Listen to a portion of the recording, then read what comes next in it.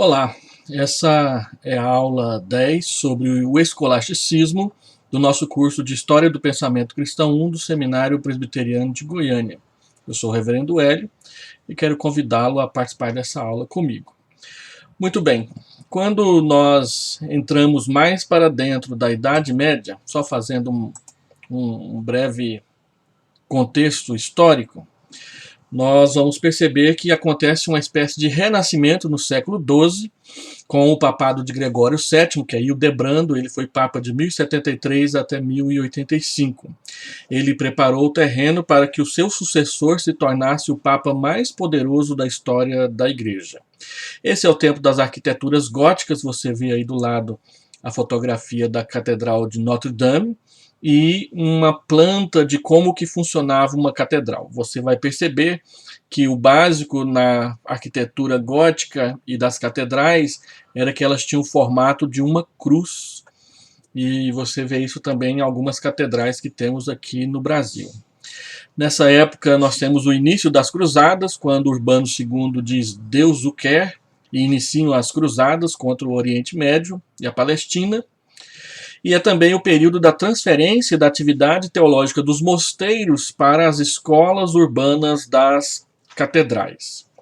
A procura pelo ensino dos mosteiros agora passa a dirigir-se para as escolas das catedrais, e não somente dentro dos mosteiros. Ato contínuo dentro da história, esse também é o período dos valdenses.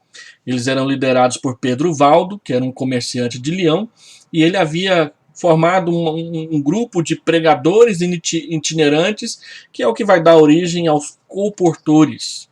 Foram condenados no Concílio de Verona, exatamente porque pregavam a palavra de Deus por meio de leigos, em 1184. Quando o calvinismo vai chegar na região dos valdenses, na França, então eles vão abraçar o calvinismo lá no século XVI. Um outro grupo que também vai ser perseguido são os cátaros ou os albigenses. Esses eram um grupo herético que se diziam mais puros do que os outros. Cátaros significa exatamente puros. Eles eram de Albi, sul da França, e eles tinham um sincretismo muito forte do cristianismo com o gnosticismo e o maniqueísmo. Tinha um dualismo radical e extremo, um extremo ascetismo. Foram condenados no quarto concílio de Latrão em 1215. E finalmente foram aniquilados por uma das cruzadas por meio da Inquisição, oficializada em 1233. Uma das cruzadas foi convocada exclusivamente para a destruição dos albigenses ou cátaros. Quando entramos no século XIII, então nós temos o surgimento das universidades a partir das escolas das catedrais. Esse é o período em que vão surgir as universidades de Salamanca, de Paris, de Oxford, na Inglaterra, e surge também, esse é o período do surgimento das ordens monásticas, os franciscanos e os dominicanos, para converter os hereges e os pagãos ao cristianismo. Esse também é o período do surgimento e o desenvolvimento do escolasticismo, que é o tema da nossa aula. Essa gravura aqui do lado mostra como que era uma palestra do escolasticismo, quando os alunos eram enfileirados e o professor palestrava diante dos professores maiores, ou o próprio aluno tinha que discorrer ou disputar a respeito de um determinado assunto. Tendo dito isso, o que é o escolasticismo, então? A principal preocupação do escolasticismo foi demonstrar o caráter racional e coerente da teologia cristã, tentando aprofundar as formulações do período patrístico. Eles revelaram um grande otimismo quanto ao potencial da razão humana. Essa é uma frase do reverendo Alderi Matos no nosso livro texto. Então, eles tinham três características básicas, nós podemos encontrar no escolasticismo.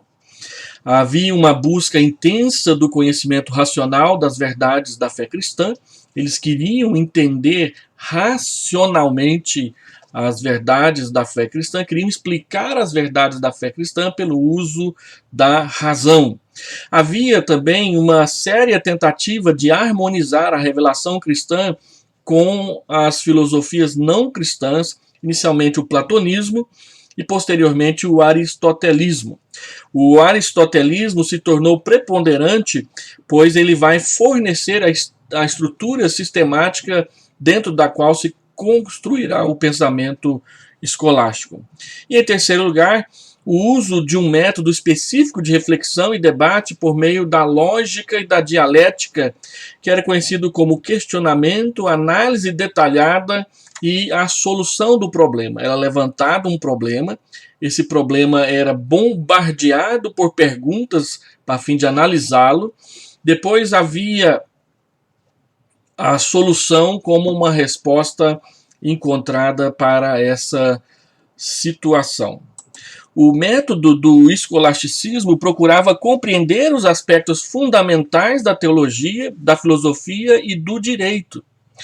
Pontos de vista aparentemente contraditórios eram oferecidos e disputados a fim de mostrar como possivelmente poderiam ser sintetizados mediante a interpretação razoável pelo uso da razão. Então, um problema seria primeiramente exposto e depois ele era disputado a fim de levar a uma nova descoberta na mente de quem procurasse novos conhecimentos pessoais. Cada texto investigado tinha um comentário. O professor ajudava o estudante a ler o texto de maneira que realmente pudesse entender o que este texto estava dizendo. Essa experiência seria algo muito maior do que a simples memorização. Essas disputas eram chamadas de quaestio disputata, e quando atingiam um grau mais elevado ou mais aprofundado, eram chamados de codlibet, ou codlibet, não sei se é assim que lê esse francês.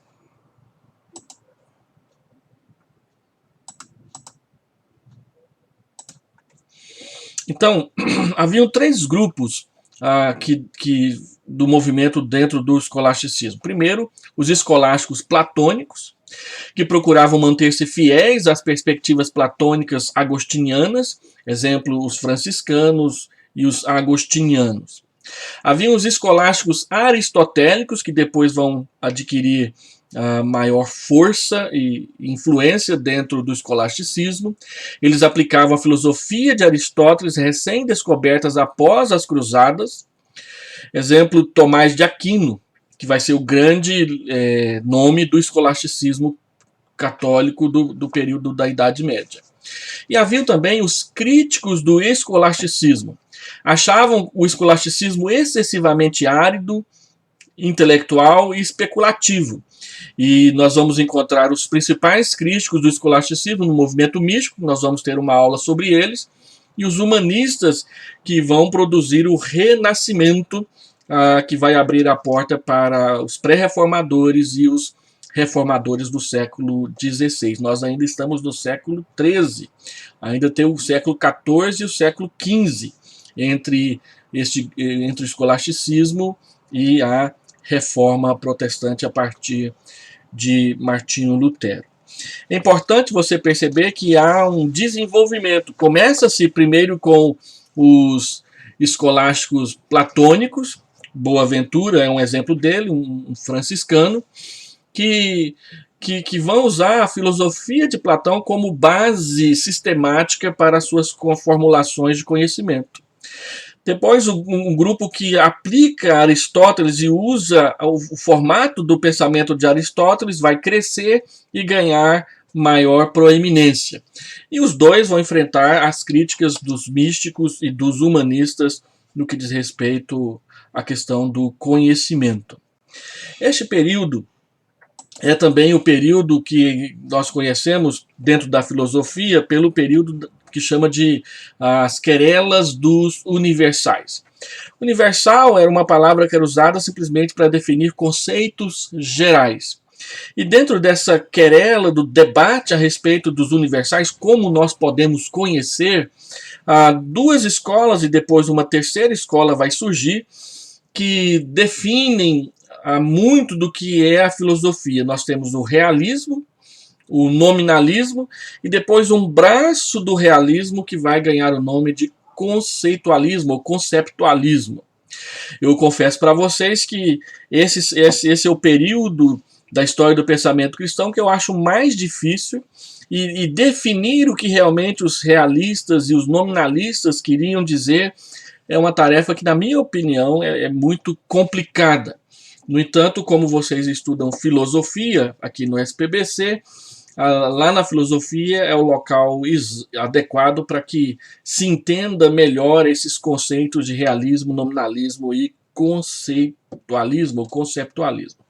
Mas como uma breve e bem superficial introdução, é importante dizer que o realismo é a teoria do conhecimento que sustenta que as proposições universais, os conceitos gerais que representam os elementos em comum que pertencem a indivíduos do mesmo gênero ou espécie, têm uma existência separada à parte dos objetos em particular. Então, eles dizem que um objeto ele é real, ele existe à parte de você. Não é simplesmente um pensamento. Mas eles vão ser contraditados pelo nominalismo. O nominalismo é a teoria do conhecimento que sustenta que as proposições universais ou os conceitos gerais não têm realidade à parte da sua existência no pensamento do indivíduo. Ou seja, cadeira é apenas um conceito. Homem e mulher são apenas conceitos. E este é o ponto importante que você precisa aprofundar um pouco mais, porque vão ser concepções nominalistas que vão, agora já no pós-modernismo, defender a ideia, por exemplo, da ideologia de gênero, de que ser homem e ser mulher é apenas um conceito e você pode trabalhar com esse conceito com liberdade. Os realistas vão contradizer essa proposta, e do debate entre os dois vai surgir um meio termo que na história da igreja vão ser conhecidos de conceptualistas. Os conceitos universais na visão do nominalismo são vazios, não têm nenhuma realidade independente da sua existência no pensamento do indivíduo. A realidade era achada somente nos próprios objetos. Os conceitos de gênero e espécie são meras abstrações. E aí, desse debate vai surgir o conceptualismo, que é uma posição híbrida que mescla elementos tanto do realismo quanto do nominalismo. Os universais existem somente enquanto conceitos universais em nossa mente, são ideias abstratas e por isso possuem esse objectum. Faltou uma letra ali. Os universais não são entidades reais ou tampouco meros nomes usados para designar entidades concretas. O primeiro conceito é o realismo, o segundo conceito é o nominalismo. Então, o conceptualismo ele vai ser um meio termo entre os dois, e Pedro Abelardo vai ser o seu grande proponente. O conceptualismo, no início, era chamado de realismo moderado. Essas são as grandes questões filosóficas que você que tem uma queda por apologética precisa dominá-las com segurança a fim de oferecer bastante respostas bíblicas às questões que são colocadas contra o cristianismo. Então, depois de colocar essas questões, é interessante nós darmos uma olhada, ainda que superficial e breve, sobre o pensamento de alguns autores escolásticos desse período. O primeiro deles vai ser João Scoto Erigena e também Anselmo de Cantuária. Nós temos uma prancha aí, ela não está tão nítida e não tão fácil de ler aqui para mim, mas você com a apostila na mão, eu estarei postando isso lá na plataforma daqui a pouco, terá mais facilidade de ler e compreender. Muito bem, aqui nós temos o nome, a principal obra que foi escrita, o relacionamento entre fé e razão que tem a ver com aquela querela dos universais, sobre os universais, qual que é a escola que ele pertence, e fatos importantes da história, do contexto ao redor da época desse pensador cristão que nós estamos colocando aí. Só para voltar aqui, nós temos do lado esquerdo Anselmo de Cantuária, do lado direito João Scoto Erigena. O que eles pensavam? João Scoto Erigena, ele viveu de 810 até 877, e a sua principal obra é da divisão da natureza. Ele tentava relacionar a fé com a razão da seguinte forma: eu creio para que possa conhecer. Na visão dele, a razão focaliza a relação para a revelação para entendê-la. Ele está dentro do grupo neoplatonista, portanto realista, e nessa época em que ele viveu, de 810 até 877, ele viveu na corte de Carlos, o Calvo, da França, e ele traduziu das obras de Dionísio, o pseudo-areopagita. Bem depois, de 1033 a 1109, nós temos Anselmo de Cantuária. Anselmo de Cantuária, ele é famoso por 3 obras: o Proslogium, o Monologium e a sua grande argumentação a respeito da doutrina da expiação como uma dívida de pecado, que ele defendeu no livro Por que Deus se fez homem. Anselmo, no Proslogium, no Monologium, ele defende um dos argumentos a respeito da existência de Deus, que ficou conhecido na história da igreja pelo nome de argumento ontológico. E ele, como um realista, ele disse: Deus é o ser mais perfeito que eu posso pensar, então ele existe. Essa é a base do argumento ontológico. Se eu não consigo pensar em nada mais perfeito do que Deus, então Deus de fato existe. O argumento, ele é difícil de você defender logicamente, mas ele parte dessa lógica de que se Deus é o ser mais perfeito que eu posso imaginar ou raciocinar, então a sua existência ela é verdadeira, ela é real. Ele defendia, no que diz respeito a essa relação de fé e razão, eu creio para que eu possa conhecer. O fato é que, por causa da influência de Agostinho, durante quase toda a Idade Média, a filosofia e o cristianismo entendeu conhecimento como uma iluminação. As coisas existem, e o intelecto, a razão, a procura por eles é iluminado para que possa conhecer. Somente com o iluminismo é que esse conceito de conhecimento como iluminação é que será questionado e abandonado pelas pessoas que são anticristãs ou que defendem uma filosofia secular. Então ele diz: olha, eu creio para que possa conhecer, eu creio para que o meu conhecimento seja iluminado. Ele então diz que o papel da razão é elucidar a fé. Ela nem o comprova, ela nem o nega, mas ela explica a fé. A razão, ela explica a fé para nós. Ele era um realista, então ele defendia que os universais existem antes das coisas criadas. Se eu penso numa cadeira, ela já existe na minha mente, então eu só vou desenhá-la e arquitetonicamente construí-la, mas ela já existe na minha mente e ela é uma cadeira. O período da vida de Anselmo, ele era um monge, ele era arcebispo de Cantuária, uma cidade da Inglaterra. Até hoje o bispo primaz da igreja anglicana é o bispo de Canterbury, que é Cantuária. E ele viveu no período dos conflitos com os reis ingleses, Guilherme II, Henrique I. Ele desenvolveu o argumento ontológico e ele então criou, como eu disse, a doutrina da satisfação.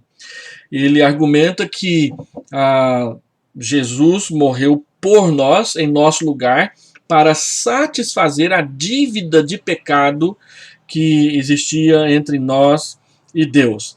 Ele está questionando um outro argumento que diz que Jesus morreu para nos dar exemplo de vida cristã. Daqui a pouco nessas tabelas vai aparecer o grande nome, eu acho que é Pedro Abelardo, que vai ser o grande contraditor de Anselmo de Cantuária. Outros dois pensadores do escolasticismo que é importante nós conhecermos é exatamente o Pedro Abelardo, que é muito conhecido na história do cinema por causa do filme Bernardo e Heloísa, Abelardo e Heloísa. Ele se apaixonou por uma moça e depois foi emasculado para que não pudesse viver com ela, e ela se tornou uma freira. O outro, então, é Bernardo de Claraval. Nós vamos mais adiante voltar a ele, porque ele vai ser um dos principais pais místicos do período medieval da igreja. O que esses dois pensavam? Então, Pedro Abelardo, olhando primeiro a última coluna, que é o contexto histórico, ele participava de disputa com professores, ele era muito sábio, isso produzia ciúmes entre aqueles que disputavam com ele. Ele viveu um romance com uma mulher chamada Heloísa, foi castrado, emasculado por causa disso. Também ele era um monge, e esse é o grande problema, como é que o monge se envolve romanticamente com a mulher. Foi condenado pela instigação de Bernardo de Claraval, foi o Bernardo de Claraval que criou a situação na qual ele foi condenado, e ele também tinha uma teoria da doutrina da expiação, na qual Jesus não morreu para pagar os nossos pecados, satisfazer a nossa dívida de pecado, mas ele morreu para nos dar exemplo moral.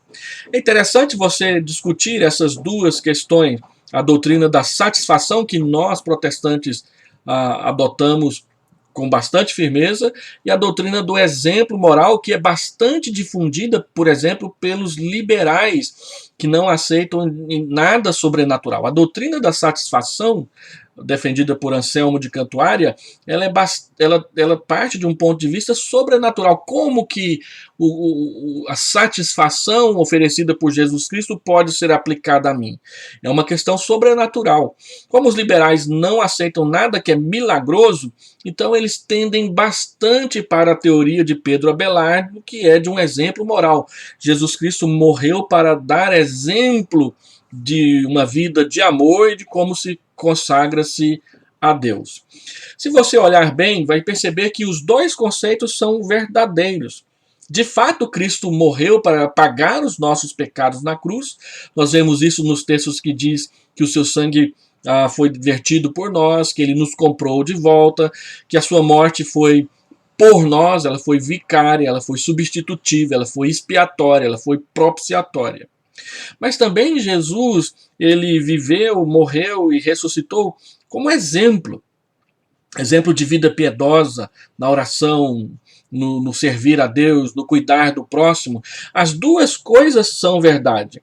O grande problema é quando nós queremos separar uma das outras. Nós temos que defender as duas coisas juntas. Não só uma e não só a outra, mas as duas coisas andando juntas. Então, Pedro Abelardo, ele defendeu uma doutrina de exemplo moral que contradizia o conceito de expiação de Anselmo de Cantuária. Ele trabalhava com aquelas questões de sim e não, que eram argumentos contraditórios de várias autoridades, e essa era a base do escolasticismo, colocava ideias contraditórias uma diante da outra e ficava discutindo sim e não para cada uma delas. Ele viveu de 1079 até 1142, foi contemporâneo de Anselmo. Sua principal obra é Sim e Não. Ele escreveu uma obra chamada Teologia Cristã e também uma outra chamada História das Calamidades. No que diz respeito ao relacionamento fé e razão, Abelardo ele dizia que eu aprendo e sei para que possa crer. Ou seja, então a minha fé vai depender daquilo que eu consigo raciocinar. E sobre a querela dos universais, ele era um realista moderado, portanto precursor do conceitualismo, nos quais os universais têm uma existência objetiva, embora não existam a parte das coisas individuais. Um outro pensador desse período que nos chama a atenção é exatamente Bernardo de Claraval. Bernardo de Claraval, ele era um monge cisterciense, portanto, quando nós vimos o monasticismo, você vai ver que ele fazia parte daquele segundo reavivamento do monasticismo baseado em Citeaux, na França. E como monge cisterciense, foi fundador do Mosteiro de Claraval. Defensor da reforma eclesiástica, ele destacava o amor de Deus mediante a encarnação, enfatizando então a humanidade de Jesus.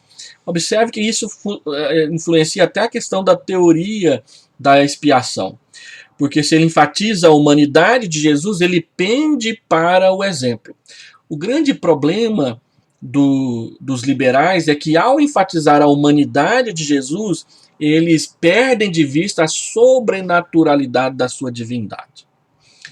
Embora não seja esse o caso de Bernardo de Claraval nem de Pedro Abelardo, eles estão bem longe do liberalismo teológico, mas as escolas que vêm depois, elas trabalham isso. E como vocês já viram comigo lá no começo, toda heresia tem a ver com que posição eu tomo diante da relação da divindade e humanidade de Jesus no final das contas. Ele foi um grande encorajador da Segunda Cruzada. Ele foi oponente de Abelardo e foi o seu delator. E, por último, ele era um escritor de hinos. Nós temos, se eu não me engano, 2 hinos de Bernardo de Claraval no nosso inário Novo Cântico Presbiteriano. Você pode pesquisar depois, eu não me lembro aqui desses nomes, mas nós temos hinos dele lá no nosso inário. Bernardo de Claraval, ele viveu de 1090 a 1153, foi contemporâneo de Abelardo de Anselmo de Cantuária. Suas principais obras são as Homílias sobre o Cântico dos Cânticos de Salomão. E no que diz respeito à relação fé e razão, ele dizia: conheço Deus por meio do amor que tenho por ele. Então ele deixa essa questão da relação fé e razão e das querelas do universal quase que de lado, porque na verdade ele vai ser um místico e, como tal, ele é um dos críticos do escolasticismo. Outro pensador que vem depois, e é um camarada muito importante dentro da Idade Média, é o Pedro Lombardo. Eu confesso que muitas vezes eu confundo o Pedro Abelardo com o Pedro Lombardo. São pessoas diferentes com ensinamentos diferentes. Pedro Lombardo, ele vai ser um dos principais sistematizadores do escolasticismo. E o seu livro das sentenças vai ser quase que o livro-texto da teologia durante essa segunda parte da Idade Média, antes do período da Reforma. Se vocês ler as Institutas de João Calvino, o livro 3, a impressão que você tem depois que você lê um pouco a respeito de Pedro Abelardo e como ele construiu seu livro das sentenças, parece que Calvino está escrevendo as Institutas com o livro das sentenças aberto do lado, exatamente para corrigir os erros teológicos de Pedro Lombardo. Essa é uma impressão nítida que a gente tem. Aqui do lado você tem uma gravura do livro das sentenças do Pedro Lombardo. Como é que era o Pedro Lombardo? Ele viveu de 1095 a 1159, contemporâneo dos 3 anteriores. Foi professor da escola da Catedral de Paris, foi bispo de Paris, e o seu livro das sentenças tem uma ordem sistemática do tipo Deus, criação, reparação, sacramentos e escatologia. Aí você pega o livro 3 de Calvino. Calvino constrói o livro 3 seguindo a ordem do credo, mas ele vai analisando em vários momentos o livro das Sentenças de Pedro Lombardi, porque ele é o primeiro que é criticado quando Calvino parte para essas questões. Então, seu livro mais famoso é o Quatro Livros de Sentenças, que foi o livro-texto da teologia sistemática da Idade Média.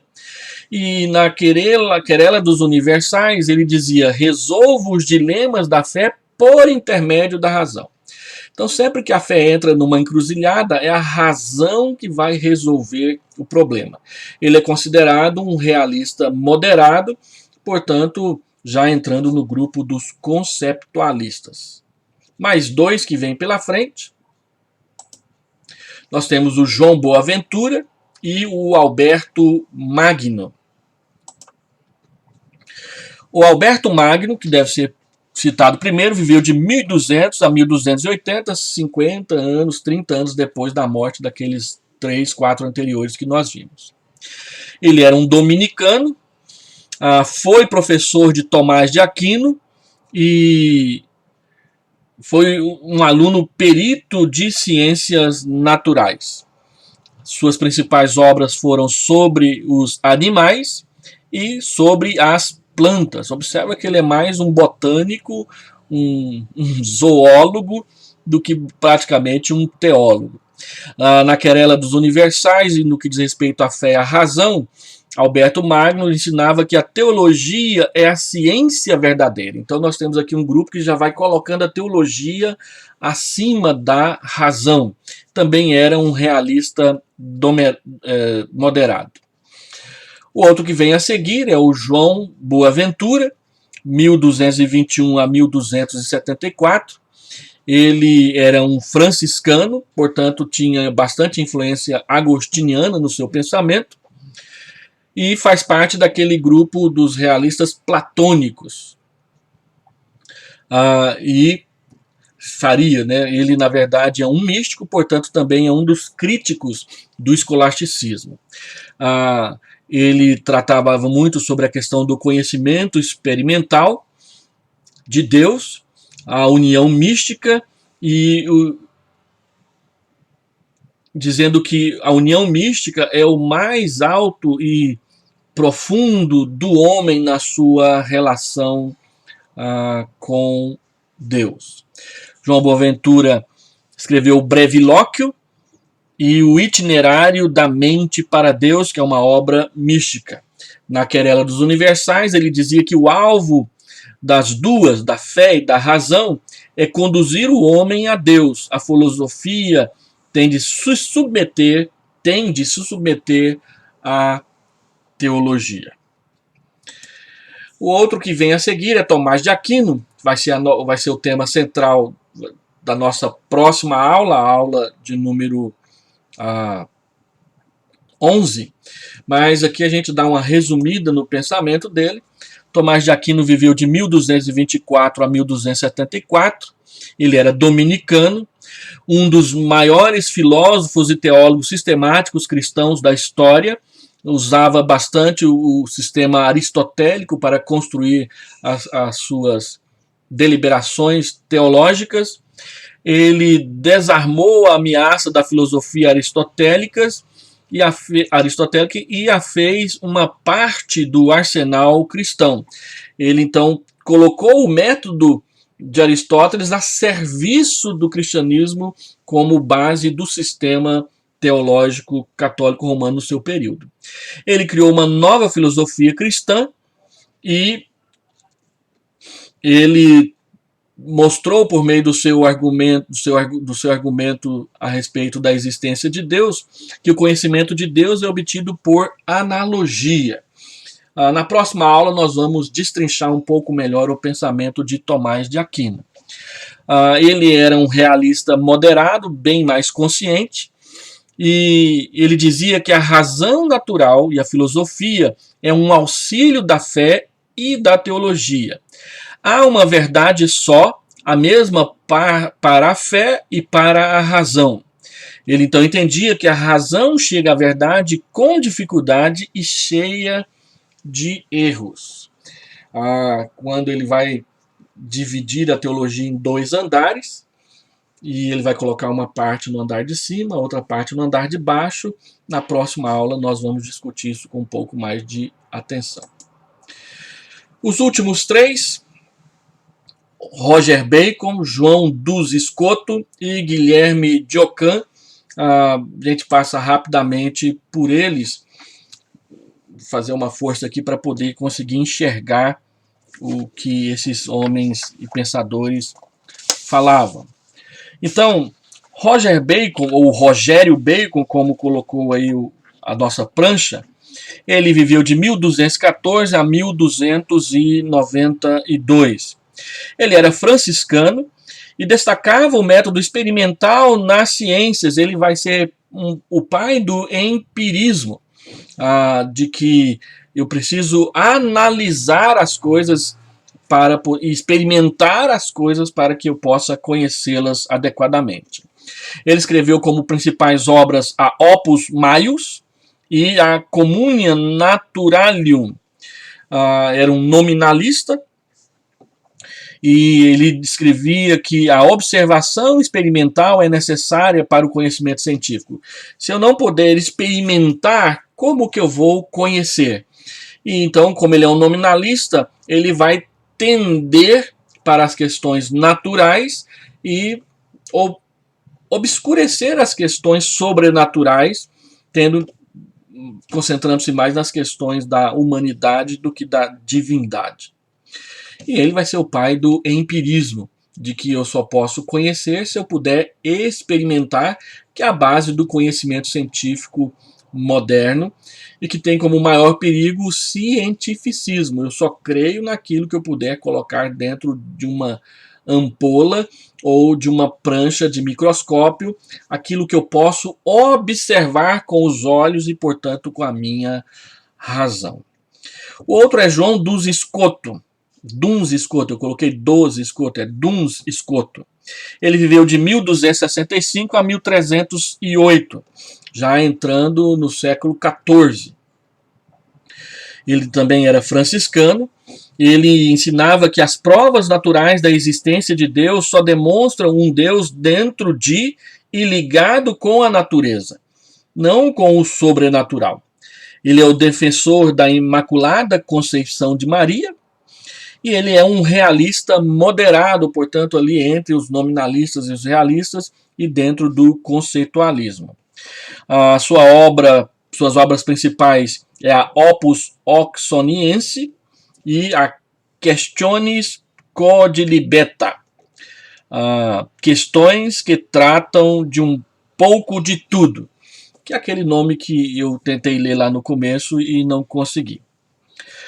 Ele ensinava, então, no que diz respeito à relação fé e razão, que havia uma separação. Os dogmas da fé não são demonstráveis racionalmente. Devem ser aceitos apenas pela fé e à luz da autoridade da igreja. Portanto, ele era bem dogmatista. Não tem como provar essas coisas. Você tem que simplesmente recebê-las. E o último, então, e um dos camaradas mais interessantes da Idade Média, mas que a gente conhece pouco dele, é o Guilherme de Ockham. Guilherme de Ockham também era franciscano, foi aluno de João dos Escoto. Ele opunha-se à doutrina da infabilidade papal, que só vai ser definida definitivamente no Concílio Vaticano II, lá por meio de 1860, e ele foi excomungado por causa das suas opiniões. Ele era um nominalista, dizendo que os universais não têm existência objetiva, são apenas conceitos mentais para ordenar as coisas particulares. Ele viveu de 1280 a 1349, suas obras são a Ordenação, a segunda, a Suma de toda a Lógica, em terceiro, a Codilibeta 7 e os Diálogos. Na questão da relação entre fé e razão, as doutrinas teológicas não podem ser provadas pela razão. E ele criou um teste que ficou conhecido na história da filosofia como a navalha de Ockham, e eu poderia ter incluído aqui uma pequena explicação sobre a navalha de Ockham, mas não vou me arriscar a fazer isso agora. quem sabe noutra oportunidade, porque não estudei com profundidade o assunto. Então essa é a nossa aula de hoje. Nós vamos colocar 3 perguntas sobre elas, que podem ser objetivas ou podem ser subjetivas lá na plataforma. E a partir de amanhã você tem 5 dias para responder essas questões. Veja o vídeo, leia a apostila. Eu vou publicar a aula, eu fiz alguns acréscimos na aula, vou publicar lá na plataforma para que você possa baixar e estude com atenção, porque tem muitos detalhes pequenos e às vezes bastante confusos. Deus te abençoe e até a próxima aula.